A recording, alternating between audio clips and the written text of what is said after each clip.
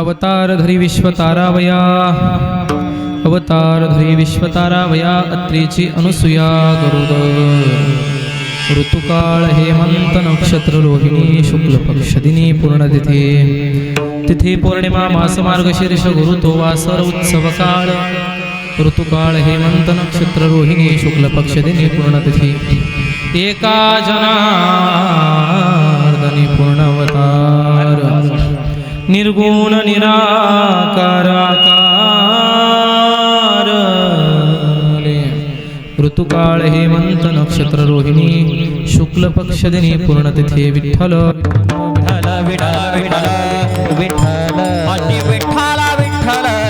धरी अवतार विश्वतारावया अत्रीची अनुसूया गरुडर ऋतुकाळ हेमंत नक्षत्र रोहिणी शुक्ल पक्ष दिनी पूर्णतिथी अनंत कोटी ब्रह्मांड नायक असंख्य गुणलेले परमानंद कंद सिंधुमूर्ती भक्त वांछा भक्त वांछित कल्पतरू भक्त वत्सल भक्त शरणागत वत्सल अकारण करुणा वरुणालय भगवान श्री पंढरीश परमात्म्याचे एक निस्सिम लढीवाळ भक्त शांतीब्रह्म पैठण निवासी नाथ महाराज यांचा चार चरणाचा सुंदर अशा पद्धतीने दत्तप्रभूंच्या जन्माचं विशेष अशा पद्धतीने मीमांसा करणारा अभंग आज या ठिकाणी सेवेकरता घेतला आहे विठ्ठल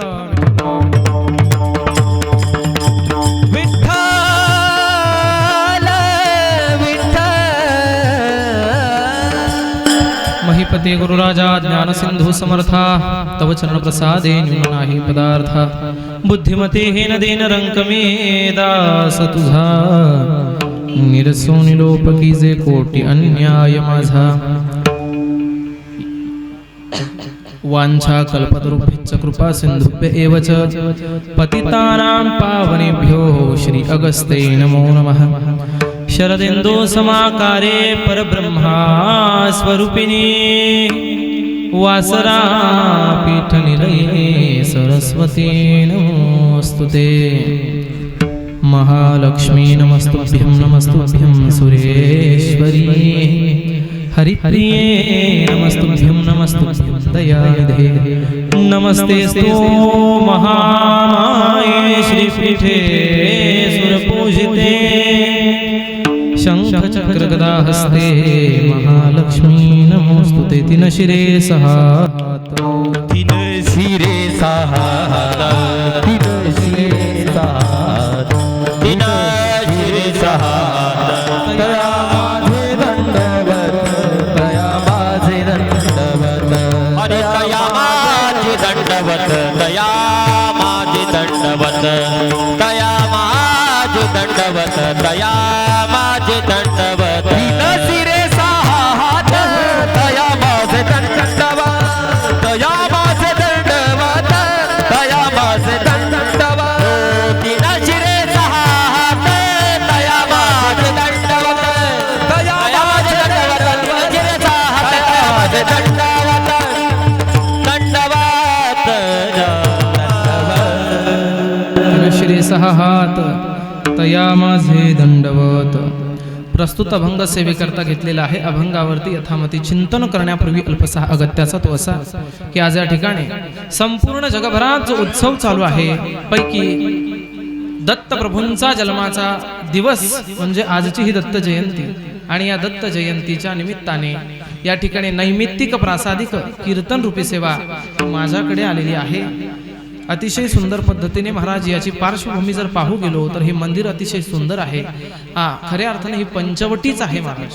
कारण इथे आल्याच्या नंतर मी नेहमी सांगत असतो महाराज मंदिर म्हटल्याच्या नंतर जिथे मंगलमयता असते जिथे दिव्यता असते आणि जिथे रम्यता असते या तीनही गुणांना युक्त जे असतं त्याला मंदिर म्हणतात. आणि या तीनही गोष्टी इथे आल्याच्या नंतर अगदी मला प्रकर्षानं जाणवल्या. म्हणून इथे या भरड्याई भगवतीचा नित्यवास या तीळ मात्र शंका आहे. विठ्ठल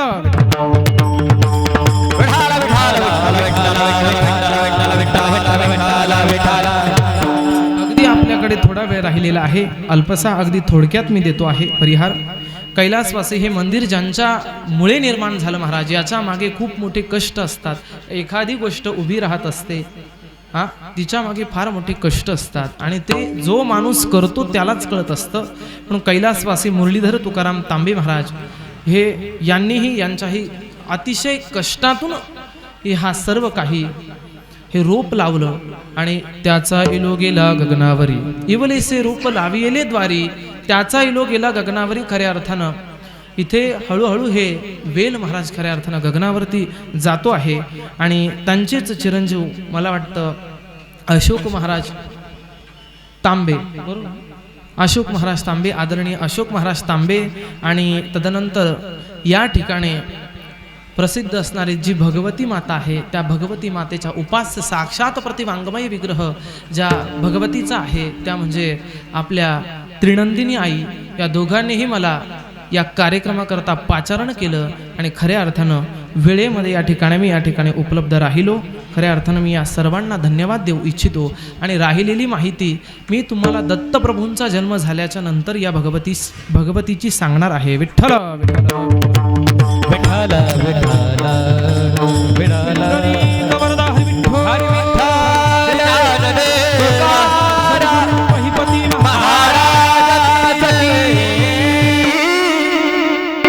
अगदी आपल्याकडे थोडाच वेळ शिल्लक राहिलेला आहे. फक्त गायन करत असतानाच विको द्या महाराज, हां लक्षात असू द्या. गायन करत असतानाच विको द्या, इतरत्र लक्ष द्या जरा. आणि अगदी एक तर वेळ राहिला आहे थोडा आणि त्यातल्या त्यात आपल्या या सगळ्या गोष्टी घेऊन चालायचं आहे महाराज. आणि म्हणून या संपूर्ण कार्यक्रमाची खूप मोठी पार्श्वभूमी आहे सज्जनांनो.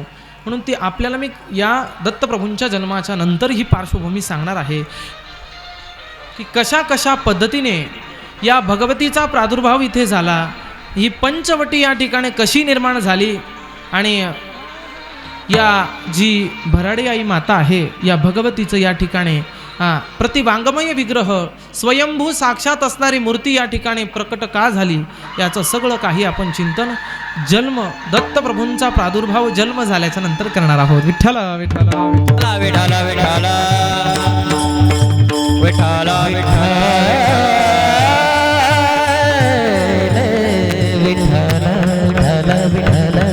विठ्ठल विठ्ठल विठ्ठल विठ्ठल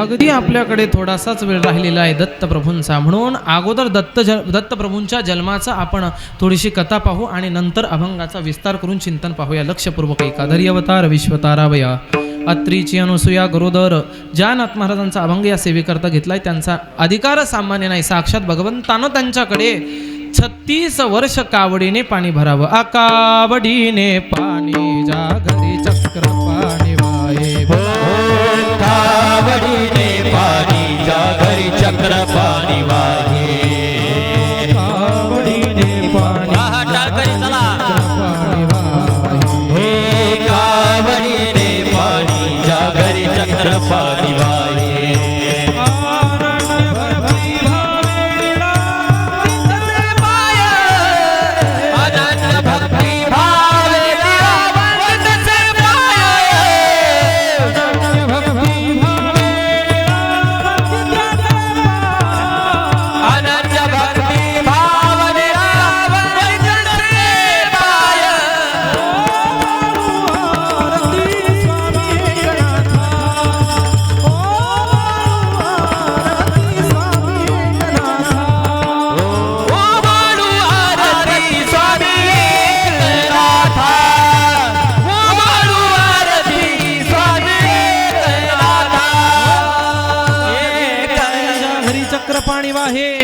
अनन्य भक्ती भावी निळा वंदी त्याचे पाय. ओ वाळू आरती स्वामी एकनाथा तुमचे नाम घेता हरे भव भय चिंता. 36 वर्ष दत्तप्रभूंनी सुद्धा ज्यांच्या घरी चोपदारकी करावी अशा पद्धतीचे नाथ निळा मने देव रावे दांच गारी निळा मने देव रावे दांच खरी निळा मने देव रावे दांच्या गारे मन देव रावे दांचे खरी दत्त चोपदारी करी दसे दत्त चोपदारी करी दसे श्रीखंडा चंदन भोगाळो निगारी श्रीखंडा चंदन भोगाळो भोगाळो निळा म्हणे देव राभेजाच्या घरी दत्त चोपदारी करीत तसे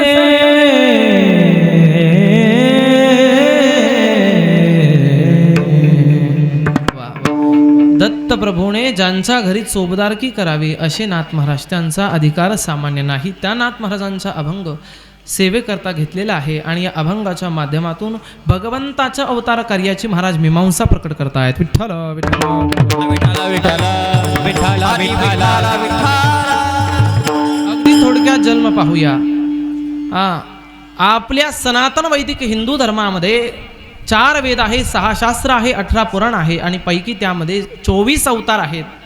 ते भगवान श्रीहरींचे आहे आणि त्या 24 अवतारांपैकी आजचा 7वा अवतार दत्तप्रभूंचा. विठ्ठल विठ्ठल विठ्ठला विठ्ठला विठ्ठला विठ्ठला विठ्ठला विठ्ठला विठ्ठला विठ्ठला विठ्ठला विठ्ठला विठ्ठला विठ्ठला विठ्ठला विठ्ठला विठ्ठला विठ्ठला. मूळ उद्देश अवताराचा जगत कल्याणाकरता भगवंतानं हा अवतार धारण केलेला आहे. 24 अवतारांचं जर मीमांसा पाहू गेलो, त्याचं अवलोकन केलं तर 24 अवतारामध्ये वामन अवतार आणि दत्तप्रभूंचा अवतार सोडून बाकीचे सगळे अवतार सांसारिक आहेत महाराज. सगळ्या अवतारामध्ये संसार केलेला आहे प्रत्येकाने, पण दत्तप्रभूंचा आणि वामन भगवंत जर सोडले तर बाकीच्या सगळ्या अवतारांनी, जेवढे विष्णूचे अवतार आहेत तेवढ्यांनी संसार केलेला आहे. पण दत्तप्रभूंचा अवतार हा सामान्य अवतार नाही महाराज. आणि म्हणून या दत्तप्रभूचे अनेक अनेक विशेष आहे महाराज. आणि त्यातल्या त्यात या जगामध्ये दत्तप्रभू अवतरित झालेले आहे ती तिथी म्हणजे आजची तिथी आहे. आणि आता दत्तप्रभू हे सायंकाळच्या वेळेला जन्माला आलेले आहे, पण प्रघात आहे.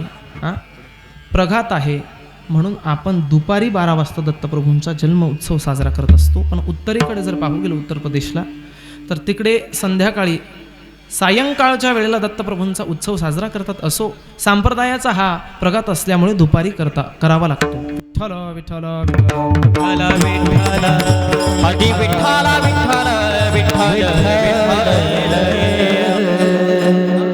या अवताराचं जर चिंतन करू गेलो महाराज तर हा अवताराचं विशेष महत्त्व, विशेषणा काय असेल तर हा अवतार मत्सर घालवणारा अवतार आहे महाराज.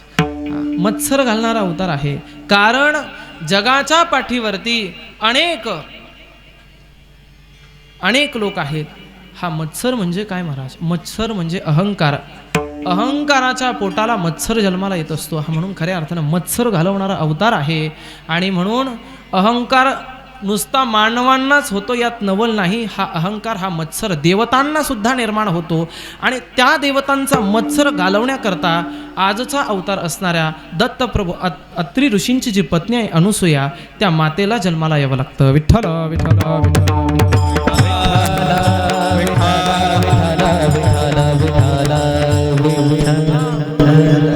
माणसाला मत्सर होतो यात नवल नाही. भगवंताला सुद्धा हा मत्सर निर्माण होतो.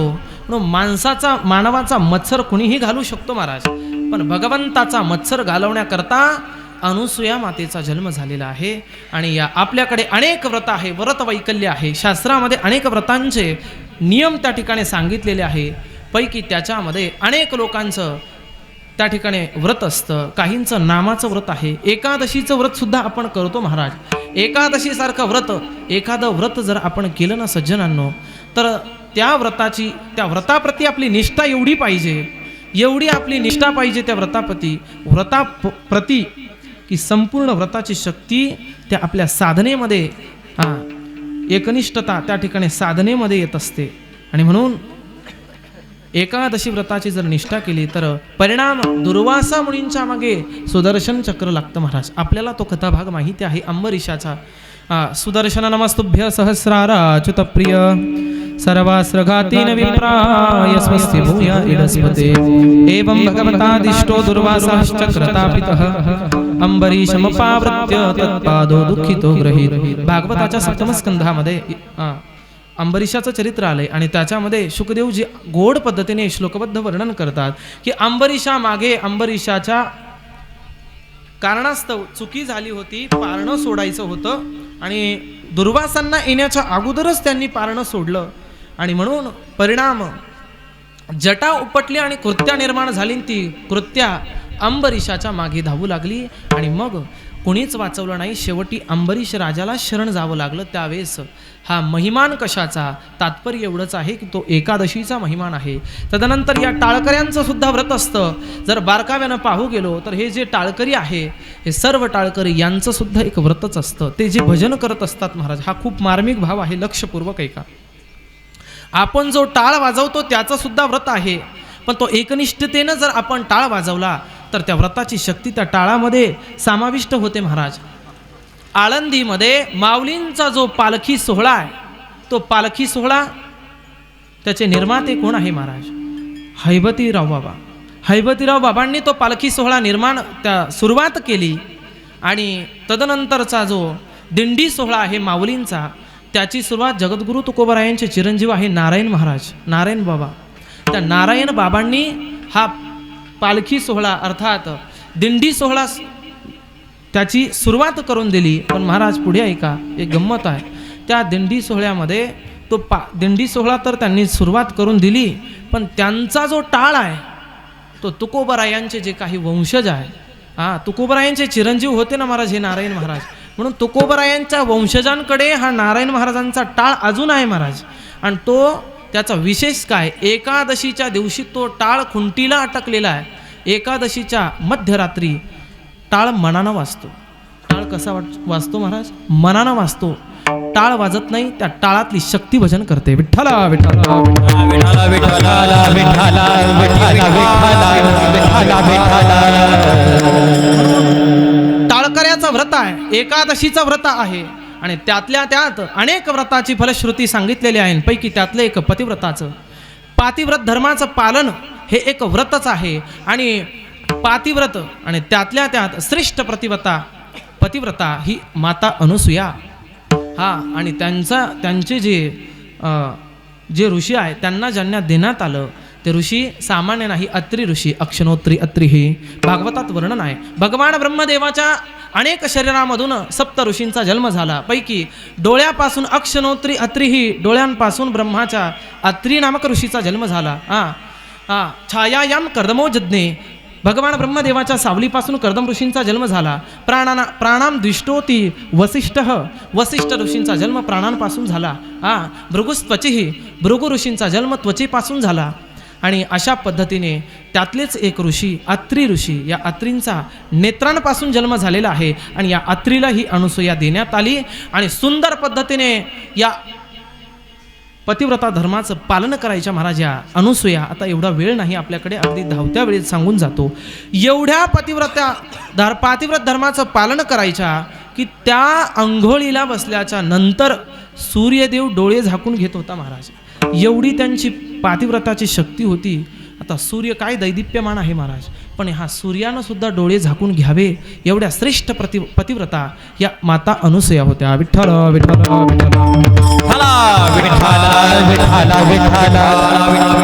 अनु म्हणजे नाही, असूया म्हणजे ज्यांच्या अंतःकरणामध्ये ईर्ष्या नाही, ज्यांच्या अंतःकरणात ईर्ष्याच नाही महाराज, आणि मत्सर नाही, या नाम अनुसूया.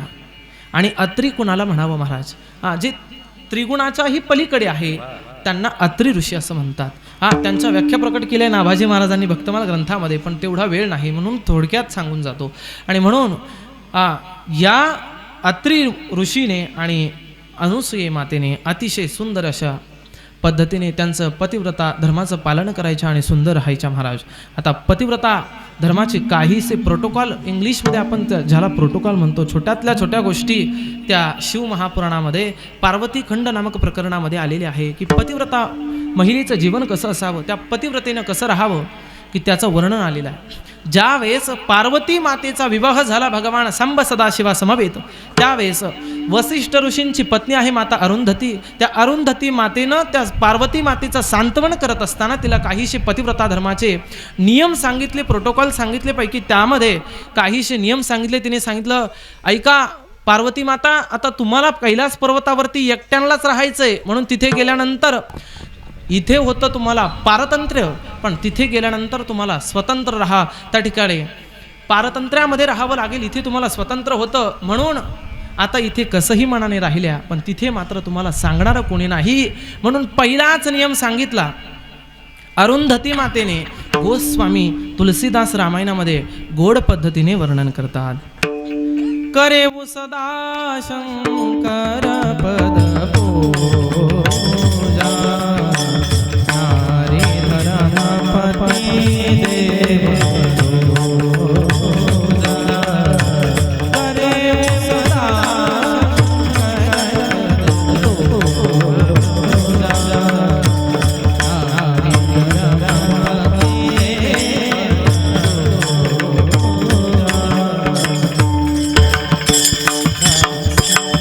सदा शंकर पद पूजा,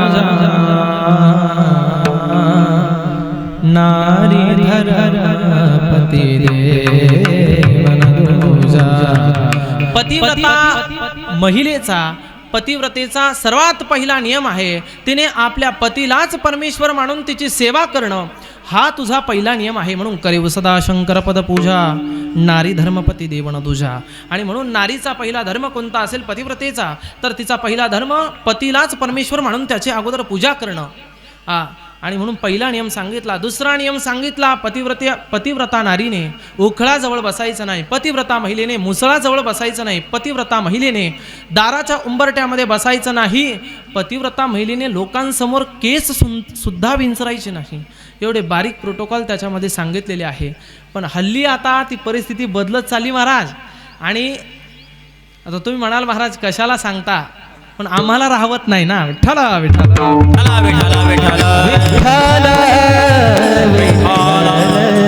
बोलायलाच नको. पण अनुसूया, माता अनुसूया यांचं एवढ्या मोठ्या श्रेष्ठ पतिव्रता होत्या की सूर्यानं आंघोळ करत असताना आपले डोळे बंद करून घ्यावे, एवढ्या श्रेष्ठ पतिव्रता. एवढंच नाही, त्यांच्या अत्रि ऋषींच्या आश्रमामध्ये त्या अनुसूया माता पहाटेच्या वेळेला 7 वाजता आंघोळीला जात असताना वावर साफ स्वच्छ करायचं, मग ते बांधायचं. 7-8च्या दरम्यान त्याच्यात पाणी सोडायचं, साळी लावायच्या भाताच्या. 9-10 नंतर त्या साळी लहानच्या मोठ्या व्हायच्या. 11 वाजता त्या साळी डुलायला लागायच्या महाराज, डुलायला लागायच्या. आणि त्या 11-12 वाजता त्या साळी डुलायला लागायच्या.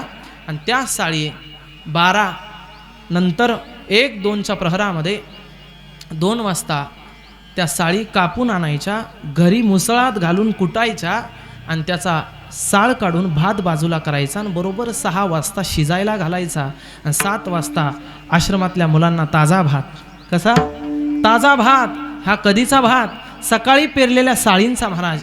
एवढं श्रेष्ठत्व होतं त्यांच्याकडे की सकाळी साळी पेरायची आणि संध्याकाळी त्यांच्या आश्रमामध्ये काही मुलं असायचे शिकायला, त्यांना संपूर्ण भात ताजा असायचा महाराज. एवढ्या श्रेष्ठ पतिव्रता. आणि नारदांनी हे पाहिलं आणि नारदांना वाटलं, अरे जगामध्ये आमच्या ज्या देवांच्या पत्न्या आहे, विष्णूची पत्नी सत्य लोकामध्ये ब्रह्माची पत्नी आहे सावित्री, विष्णूची पत्नी आहे लक्ष्मी आणि शिवलोकामध्ये शिवजींची पत्नी पार्वती माता, या तिघींना सुद्धा स्वतः अभिमान झालेला आहे, मत्सर झालेला आहे, अहंकार झालेला आहे. आणि आता आपल्याला तोडगा मिळाला. म्हणून नारद मुनी वैकुंठ लोकामध्ये गेले. वैकुंठ लोकात गेल्याच्या नंतर भगवान श्री हरी त्या ठिकाणी बसलेले होते. शेषशय्येच्या शुक्तेच्या आसनावरती पहुडलेले आहे, शेषशय्येवरती. आणि मग विचारलं, माता कुठे आहे?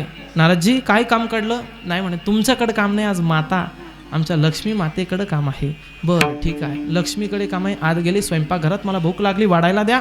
लक्ष्मी माता म्हणे ठीक आहे वाढलं महाराज. नारद मुनी आज काय का बरं येणं केलं, का मी येऊ नाही का? जेवता जेवताच सांगितलं महाराज आता तुम्ही आजी माझी सगळ्या संपलं म्हणे. तुम्हाला स्वतःला वाटतंय की आम्ही जगात पतिव्रता आहे, कारण विष्णू पालन करणारी देवता आहे जगाची, भगवान ब्रह्मा हे उत्पत्ती करणारी देवता आहे आणि भगवान शिवजी हा संहाराची देवता आहे. आणि त्यांच्या पत्न्यांना असं वाटलं की सगळी सृष्टी आमच्या पतींमुळेच निर्माण झाली आणि हाच अहंकार त्यांच्या अंतःकरणामध्ये वाढीला लागला.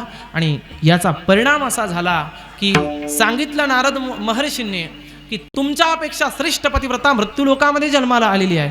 अरे सकाळी साळ पेरते आणि संध्याकाळी पोरांना लेकरांना भात खाऊ घालते, एवढी श्रेष्ठ पतिव्रता. आणि मग महाराज सुरुवातीला वाढणं चांगलं चालू होतं, पण खातं बिघडल्यावरती कसं कुत्र्याला टाकल्यासारखं फेकायचं. कुत्र्याला फेकलं महाराज, कुत्र्याला जसं आपण टाकतो तसं फेकायला सुरुवात केली. नारद मुनी म्हणे आता आपलं काम झालंय, आता निघून जावं. अलीकडे कीर्तनकारांनी तर नारद मुनींची दर्जा फार खाली घालवली. आपल्याकडे सर्वसामान्य लोक म्हणतात महाराज नारद म्हणजे कळीचा नारद, पण नारद मुनींची ही दर्जा नाही महाराज. नारम ददाति इति नारदः. उत्तरेकडे वृंदावनामध्ये अरे हमारे ब्रज में एक कहावत है, नारद किसे कहते हैं, जिसकी बात कभी रत नहीं होती उसे नारद कहते हैं. विठ्ठल विठ्ठल विठ्ठल विठ्ठल नारदांचा अधिकार सामान्य नाही. नारदांचा जर अधिकार पाहायचा असेल तर नारदांचा भक्तिसूत्र वाचा. अथा तो भक्ती व्याख्या समह सात्वस्मिन् परम प्रेम रूपा अमृत स्वरूपाच यल्लब्ध्वा पुमान् सिद्धो भवति अमृतो भवति तृप्तो भवति. कथादिश्विति गर्गः पूजादिश्वानुराग इति पाराशर्यः आत्मरत्य विरोधेनेति शाण्डिल्यः नारदस्तु तदर्पिताखिलाचारिता तद्विस्मरणे परम व्याकुलते ते. विठ्ठल विठ्ठल विठ्ठल विठ्ठल विठ्ठल 84 सूत्र लिहिलेत नारद महर्षींनी, पैकी त्याच्यातले मी 7 ते 8च सूत्र सांगितले आपल्याला. नारदांचं सूत्र वाचल्याशिवाय आपल्याला त्यांचा अधिकार कळणार नाही महाराज, म्हणून असं बोलू नये. आणि म्हणून त्या नारद महर्षींनी लक्ष्मी मातेला जाऊन सांगितलं, भडकून दिलं महाराज, अरे ती पतिव्रता आहे, तुम्ही आता संपताल म्हणे, तुमचं काही नाव राहायचं नाही या सृष्टीमध्ये, ती खरी पतिव्रता आहे. तदनंतर शिवलोकावरती गेले, पार्वती मातेला सुद्धा तेच सांगितलं, आता तुमचं काम भागलं, संपलं तुमचं काम. अरे तुमच्यापेक्षा श्रेष्ठ पतिव्रता ही मृत्यूलोकामध्ये जन्माला आली, नाव अनुसूया. पुन्हा गेले सत्यलोकामध्ये भगवान ब्रह्माकडे, सावित्री मातेला जाऊन सांगितलं, पुन्हा तोच प्रश्न, तुमचं काम संपलंय आता, पतिव्रता श्रेष्ठ पतिव्रता ही मृत्यूलोकात जन्माला आली. आणि मग तिघींनी काय केलं महाराज, आपल्या पतींना सांगितलं, भगवान ब्रह्मा विष्णू आणि महेश यांना सांगितलं, जा आणि आमच्यापेक्षा कोणती श्रेष्ठ पतिव्रता आहे, जा आणि तिचं सत्व घेऊन या. असं म्हटल्याच्या नंतर आता महाराज जेवढा अहंकार वाढतो तेवढा मत्सर जागा होतो महाराज, हा नियम आहे. जेवढा अहंकार वाढतो तेवढा मत्सर निर्माण होतो. आणि म्हणून तो अहंकार मत्सर आपल्याला सांगायच्या या गोष्टी नाही, आपल्याला सगळ्यांना माहिती आहे. एखाद्याचं चांगलं होत असेल तर त्याला खाली कसं तो येईल हे लोक पाहतात महाराज आजकाल. म्हणून हा मत्सर जसा अहंकार वाढतो तसा मत्सर वाढीस येऊ लागतो. आणि म्हणून यांचा मत्सर वाढूच लागला. आणि मग सांगितलं, जा आम्ही तुमच्यासोबत बोलणार नाही. भगवंतानं सांगितलं, अरे ती जरी पतिव्रता असेल तरी सुद्धा ती मर्त्य मानवाची पत्नी आहे आणि तुम्ही देवपत्नी आहेत, हे लक्षात घ्या. असं म्हटल्याच्या नंतर अजून राग आला. सांगितलं, ती कधीही कनिष्ठच राहणार आहे, तुम्ही कधीही ज्येष्ठच राहणार आहे, पण नाही, जा आणि तिचं सत्व घेऊन या. भगवान ब्रह्मा विष्णू महेश निघाले आणि गंगेच्या तीरावरती निघाले आणि तीनही देवतांनी ब्राह्मणांची रूप धारण केले.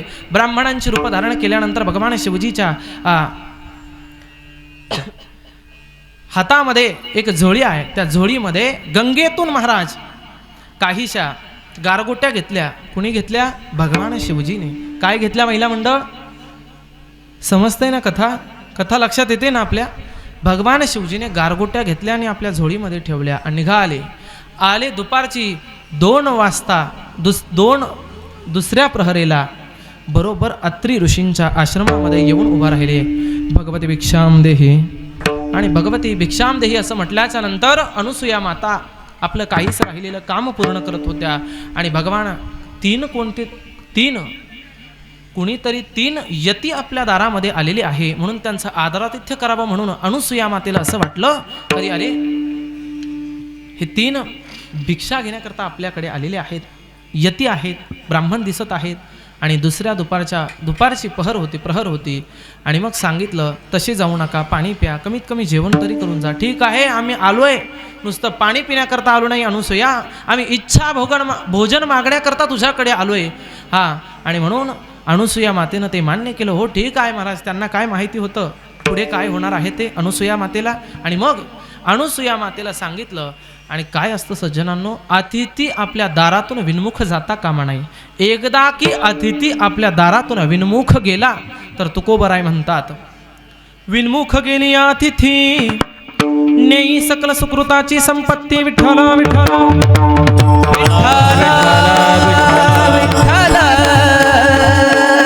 अतिथी आपल्या दारातून जर विनमुख गेला तर तो एकटा जात नाही, आपल्या सगळ्या संपूर्ण पुण्याची संपत्तीच घेऊन जातो महाराज.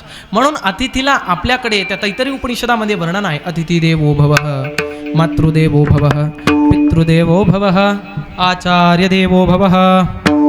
अशा पद्धतीने पैकी त्यातला एक अतिथी देवो भवः, अतिथी हा देव समान आहे. आणि आज या ठिकाणी अनुसूयाच्या दारामध्ये देवच आले पण लक्षात आलं नाही. पण महाराज सांगितलं इच्छा भोजन पाहिजे असं म्हटल्याच्या नंतर काही तुला करायची गरज नाही, माझ्या जोडीमध्ये मी जे काही गारगोट्या आणल्या या गारगोट्या घे आणि आम्हाला शिजून दे. आता गारगोट्या कशा काय महाराज शिजत असतात मला सांगा बरं, गारगोट्या कशा शिजणार महाराज? नाही ना. पण अनुसूयेची ती खऱ्या अर्थानं परीक्षा होती आणि त्या परीक्षेमध्ये तिला पास व्हायचं होतं महाराज. आणि म्हणून भगवंतानं सांगितलं अनुसूया, शिवजीने त्या झोळीतल्या गारगोट्या काढून ताब्यात दिल्या, या शिजून आणायच्या, आम्हाला याचा भात करून आणायचा. धर्मसंकटात पडल्या महाराज आणि खूप मोठ्या पतिव्रता होत्या, धर्मसंकटात पडल्या, आता करायचं काय? म्हणून माता अनुसूया ही सूर्याची उपासक होत्या आणि सूर्यदेवाला विनंती केली की हे भगवान सूर्या, माझ्यावरती आता खूप मोठं धर्मसंकट आलंय आणि आता या धर्मसंकटातून तुम्हालाच माझी मदत करावी लागेल. 12 वर्ष, तब्बल 12 वर्ष अनुसूया मातेने सूर्याची उपासना केलेली होती. आणि म्हणून सूर्यदेवाला असं वाटलं, आता सूर्यदेवाला काय महाराज काय कमी असणार आहे तिथे? सूर्यदेवाला काय कमी असणार? सूर्यदेवानं आपलं टेम्परेचर वाढवलं महाराज. जसं टेम्परेचर वाढवलं त्याच पद्धतीने गारगोट्या होत्या महाराज, त्याचा शिजून भात झाला महाराज. कशाचा? गारगोट्याचा शिजून भात झाला. आणि त्याच गारगोट्याचा भात शिवजींच्या समोर आणून वाढला. शिवजींच्या समोर आणून वाढल्यानंतर भगवान, आता शिवजी अंतर्यामी होते. ऐक म्हणे अनुसूया, आम्ही दुसऱ्याची नजर पडलेलं खात नाही, अर्थात आम्ही उच्चिष्ट खात नाही. मग ती म्हणे अरे यांना कसं कळालं? सूर्याच्या तेजानं तप्त होऊन आलेलं हे भोजन आहे आणि म्हणून आम्ही दुसऱ्याचं उष्ट खात नाही. जा आम्हाला दुसरं भोजन करून आण. पण आता अट घातलेली होती, दुसरी अट घातली. पहिली तर त्याच्यातून पहिली जमली, पण दुसरी काय अट घातली? दुसरी अट घातली, जा म्हणे या साळी घ्या. आता या तांदळाच्या साळी घ्यायच्या, याला मुसळही लावायचं नाही, याला मुसळही लावायचं नाही आणि याला उखळही लावायचं नाही. मुसळ आणि उखळ या दोन्हींचा वापर न करता तांदूळ काढायचे आणि त्याचा भात शिजून आणून आम्हाला घालायचं. असं कोण म्हटलं? शिवजी बोलले. ठीक आहे, आता साधूचा निसर्ग हा मित्र असतो महाराज, साधूचा निसर्ग हा मित्र असतो. सज्जनांनो, साधूची परीक्षा घेऊच नाही. खऱ्या अर्थानं साधू हा परीक्षेचा विषय नाही, तर तो प्रतीक्षेचा विषय आहे. विठ्ठल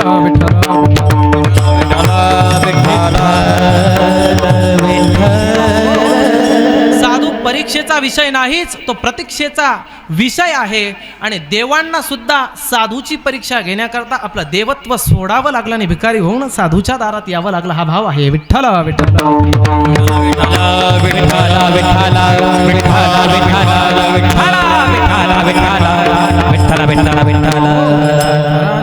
ह्या प्रोटोकॉल पद्धतीने या गोष्टी लक्षात घेतल्या पाहिजे. आपल्या खाली आसन नव्हतं, बघायचं ना तेव्हा. बरं असू द्या आता. विठ्ठल विठ्ठल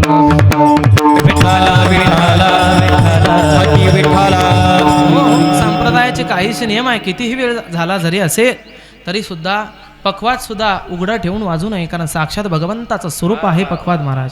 विनेकरी म्हणजे सामान्य नाही, साक्षात नारद मुनी आहे. मगाशी सांगितलं नारद मुनींचा अधिकार श्रेष्ठ नाही, म्हणून खाली कमीत कमी आसन असावं महाराज. म्हणून असो. विठ्ठल विठ्ठल विठ्ठल. आता मात्र साळ दिली आणि त्याला मुसळही लावायचं नाही, उखळही लावायचं नाही. मग ती कुटायची कशी? साधूचा निसर्ग हा मित्र असतो. 60,000 चिमण्यांना या अनुसूयेनं बोलावलं, आमंत्रित केलं आणि त्या चिमण्यांच्या माध्यमातून संपूर्ण साळ सोलून घेतली. आता उखळही लावलं नाही, मुसळही लावलं नाही. आणि मग त्यातली भात काढला आणि शिजून शिवजींच्या समोर आणून मांडला. शिवजी आता भात खा. शिवजी अंतर्यामी पुन्हा लक्षात आलं, ऐक अनुसूया, आम्ही सांगितलं होतं आम्ही उष्ट कोणाचं खात नाही. अनुसूयेला वाटलं, अरे आता तर उष्ट झालं नाही, आता तर उष्ट केलंच नाही. 60,000 चिमण्यांपैकी एखाद्या चिमणीनं तर दाना घेऊन गेली नसेल. सगळ्या 60,000 चिमण्यांना बोलावलं आणि प्रत्येक चिमणीला सांगितलं, उष्ट झालंय म्हणतायत शिवजी, काय भानगड आहे? सगळ्या 60,000 चिमण्यांची झडती घेतली आणि एका लेकरुवाळी चिमणीच्या पंखाखाली एक तांदळाचा दाना अडकलेला होता. त्याच क्षणी अनुसूया मातेला राग आला आणि अनुसूया मातेने त्या चिमणी नामक पक्षीला, जो पक्षी आहे चिमणी, त्याला शाप दिला. जा, मी तुला शाप देते, ही चुकी केली तुम्ही. हा तांदूळ, माझी एक तर परीक्षा चालू होती आणि त्यात तुम्ही दुसरं विघ्न घातलं, तांदूळ लपून ठेवला, म्हणून मी शाप देते की तुम्हाला चालताच येणार नाही. विठ्ठल विठ्ठल विठ्ठल विठ्ठल विठ्ठल विठ्ठल विठ्ठल. पहिली चिमणी कोंबडीसारखी अशी चालायची, पण आता अशी चालते का नाही? उडी मारल्याशिवाय तिला चालताच येत नाही. हा अनुसूया मातेचा चिमणीला दिलेला शाप आहे. विठ्ठल विठ्ठल विठ्ठल विठ्ठल विठ्ठल विठ्ठल विठ्ठल. कशी चालायची? सरळ चालायची, पण नंतर टुन्नुक उड्या मारत जी चिमणी चालते, तो शाप अनुसूया मातेचा आहे महाराज. हे प्रोटोकॉल पद्धतीने हे चिंतन आलंय अध्ययनामध्ये, म्हणून मी आपल्याला सांगतो आहे. काहीतरी नवीन सांगण्याचा भाव हा माझ्या अंतःकरणात इथे आल्यानंतर आला, म्हणून मी आपल्याला सांगतो आहे. आणि म्हणून झालं तेही झालं आणि पुन्हा आता सांगितलं की आता हट्टच केला भगवंतानं. तीनही देवतांनी हट्ट केला, आता मात्र आम्हाला इच्छा भोजन पाहिजे. काही काय म्हणतात, याला अग्नीही लावायचा नाही आणि याला पाणीही लावायचं नाही. न अग्नी, लक्षात घ्या, आपल्या संप्रदायानं नग्न म्हणजे काय? नग्न म्हणजे काय? निर्वस्त्र. पण आपल्या संप्रदायानं काय अर्थ केलाय? अग्नी न लावता, पाणी पण न लावता आम्हाला शिजून आणा. संप्रदायानं अर्थ केलाय न अग्न म्हणजे निर्वस्त्र. विठ्ठल विठ्ठल विठ्ठल विठ्ठल. अशा पद्धतीने संप्रदायाचा त्या ठिकाणी काहीने असे भाव काढलेत महाराज, माझ्या श्रवणामध्ये आलेत. म्हणून आता मात्र हट्टच केला, इच्छा भोजन पाहिजे, आम्हाला निर्वस्त्र जेवण पाहिजे.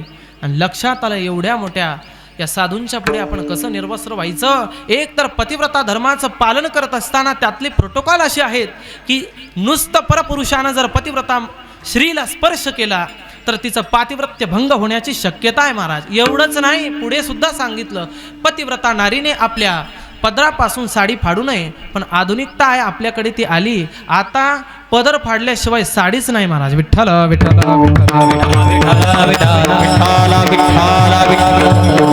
पदर फाडल्याशिवाय साडीच महिला मंडळ वापरत नाही.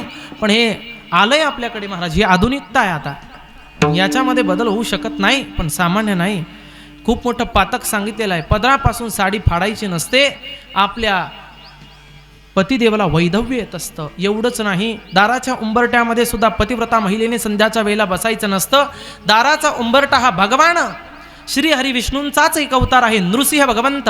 या नृसिंह भगवंताचं वाहन म्हणजे दाराचा उंबरटा आहे. आपल्याला कथाभाग माहिती आहे. हिरण्यकश्यपूने ज्यावेळेस वरदान मागितले, बाहेर नको, आत नको, शस्त्रानं नको, अस्त्रानं नको, रात्री नको, दिवसा नको, 12ही महिन्यात नको, म्हणून त्याला अधिक मासाचा महिना निर्माण केला. 12 महिन्यानंतर जो महिना येतो 3 वर्षातून 5 वर्षातून, त्याला अधिक मास म्हणतात. अधिकस्य अधिकम फलम पुरुषोत्तम मास निमित्ताने आपल्याकडे त्याला आपल्या भाषेत धोंड्याचा महिना म्हणतात. म्हणून या महिन्यामध्ये आता हा 12 महिन्यातला 12ही महिने नाही, म्हणून अधिक मास निर्माण केला. आणि त्या अधिक मासामध्ये माणसाकडून नको, पुरुषाकडून नको, शिर सिंहाचं आणि धड मानवाचं, हा, शस्त्राकडून नको, अस्त्राकडून नको, हाताची नख शस्त्रही नाही आणि अस्त्रही नाही ना महाराज. हां, बाहेर नको, आत नको, उंबरठ्यावरती घेतलं, रात्री नको, दिवसा नको, तिन्ही सांजेची वेळ होती महाराज. सगळं त्याच्या विरुद्धच वागले हिरण्यकश्यप भगवंत.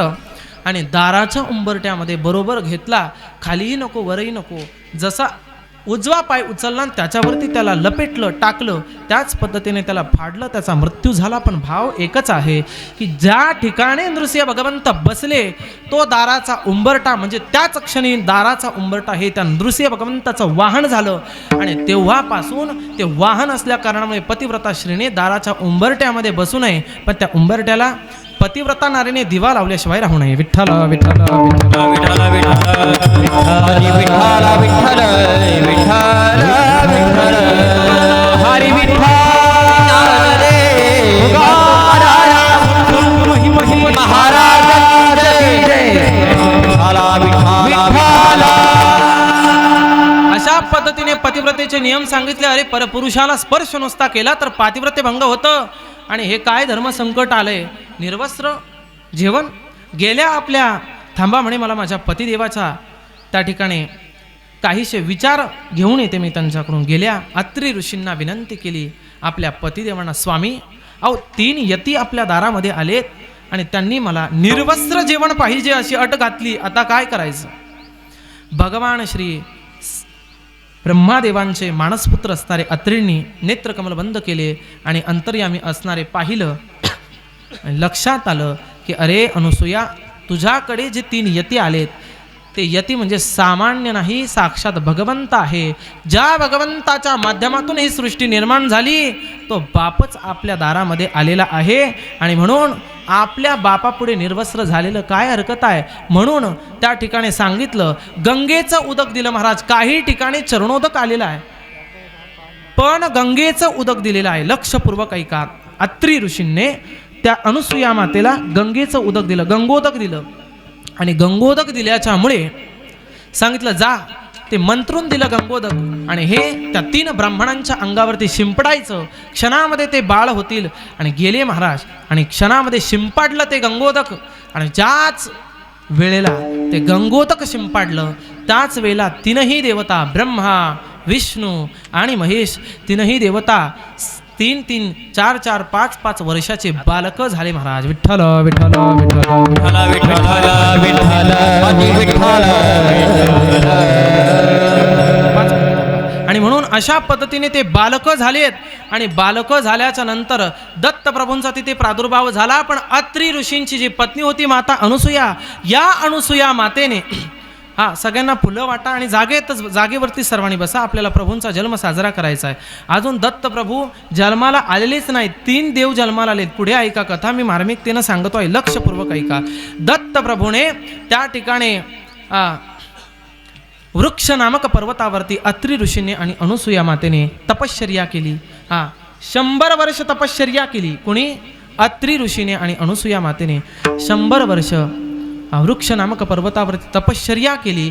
आणि तपश्चर्या करून भगवंताला आवाहन केलं. भगवंत प्रकट झाला चतुर्भुज रूपाने. तमद्भुतं बालकममुजेक्षणं चतुर्भुजं शंख गदायुधायुधं श्रीवत्सलक्ष्म्यं गलशोभिकौस्तुभं पीताम्बरं सान्द्रपयोधसौभगं पीतांबरम सांद्रपयोद सौभगम. अशा पद्धतीने माता अनुसूया गर्भवती राहिल्या. आणि 3ही देवांच्या आशीर्वादाने भगवान श्री सांब सदाशिवापासून सांब सदाशिवापासून दुर्वासा मुनी जन्माला आले. भगवान विष्णूच्या अंशापासून दत्तप्रभूंचा जन्म झाला. आणि भगवान ब्रह्मापासून चंद्रदेवाचा जन्म झाला. आणि खऱ्या अर्थाने दत्तप्रभूंचा या ठिकाणी जन्म झाला. या ठिकाणी पाळणा होईल. या ठिकाणी अशोक महाराज पाळणा म्हणतील. पब्लिकला फक्त तोंड फिरवायला आणि इडच बसायला. सर्वांनी आहे तसंच माग तोंड करून फिरून पहा. फिरून सर्वांनी तो आनंद घ्यायचा आहे पाळण्याचा. आहे तसंच सरका मागे. सरकल्यासारखं नका सरकू. जन्म झाला महाराज तो सामान्य नाही. अत्री ऋषीने 1 वेदी, 2 वेदी, 3 वेदी, 4 वेदी ब्राह्मणांना आमंत्रित केलं. आणि आमंत्रित करून स्वस्ती वाचन केलं. स्वस्ती न इंद्रो वृद्धश्रवाः, स्वस्ती न पूषा विश्ववेदाः, स्वस्ती नस्तार्क्ष्यो अरिष्टनेमि, स्वस्ती नो बृहस्पतिर्दधातु वाचयित्वा स्वस्तयनं जातकर्मात्मजस्य वै कारयामास विधिवत् पितृदेवार्चनं तथा. दत्ता पहिल्या दिवशी पहिला दिवस ब्रह्मा विष्णू आणि महेश कास अनुसूया पोटी आले जन्मास जो बाळा जो रे पहिल्या दिवशी पहिला दिवस ब्रह्मा विष्णू आणि महेश अनुसूया पोटी आले जन्मास जो बाळा जो रे जो दुसऱ्या दिवशी झाला नाचू